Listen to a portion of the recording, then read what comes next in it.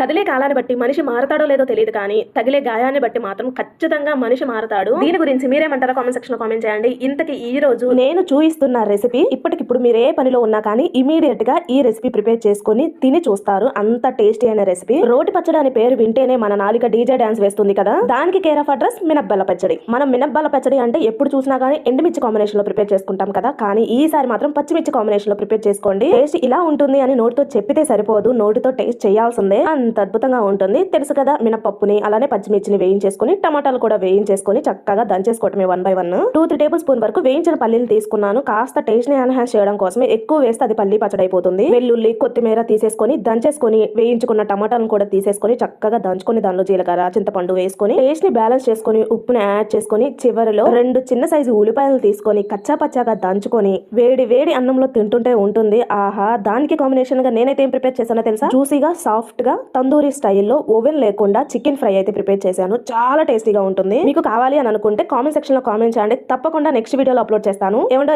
వెళ్లే ముందు లైక్ చేసుకొని సబ్స్క్రైబ్ చేసుకోండి అబ్బా.